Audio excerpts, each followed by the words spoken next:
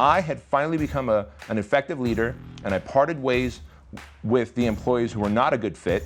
You know, as an employer, you are the bus driver, your business is the bus.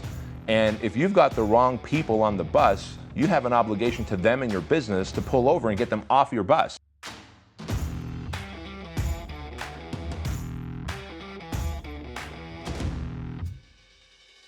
And so I've become a better leader by 1, becoming decisive, 2, communicating openly, clearly, and honestly, and number 3, being clear on my vision and my path. I used to have no clear vision on where I wanted to take this franchise. Do I want 100 locations? Do I want 5,000 locations? And if I have 5,000 locations, do we want 5,000 owners, or do we want 2,500 owners, meaning each owner would have 2 locations?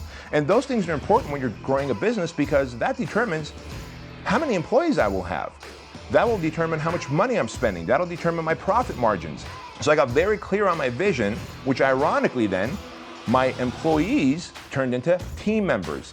And in my book, Man Up, I talk about employees are people who clock in a little bit late, clock out a little bit early, they do the bare minimum to maintain employment, whereas a team member is a group of like-minded individuals who are fiercely driven to produce the same outcome.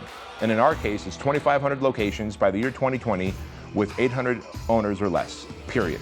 And the reason we want that is I want to have a lean staff here at our headquarters so I can pay them well, so we have less turnover, and I can have high expectations because I call them fighter jets and not crop dusters.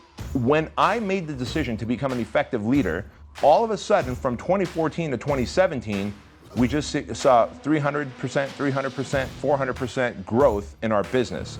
And it wasn't that we were doing any better marketing. It wasn't that we had found the holy grail of leads or we had some amazing sales process.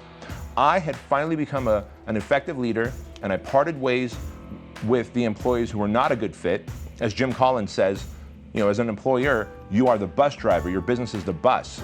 And if you've got the wrong people on the bus, you have an obligation to them and your business to pull over and get them off your bus. Sometimes you've got the right people on the bus, but in the wrong seats. Again, the leader is supposed to make a quick decision and figure out, you're in the wrong seat, let's put you on the right seat and get more productivity out of you. And so those are all the things that a great leader does. And then sadly, an ineffective leader has these adversarial relationships, sleeps in, doesn't lead from the front, instead expects high performance from his team, but actually shows up as a low performer, and your team can tell. You know, you can make whatever kind of excuse you want. Your team can tell if you're a low performer who has high expectations of them. And so once I did that, we really turned the corner, and I was blown away how leadership is always the problem and leadership is always the solution.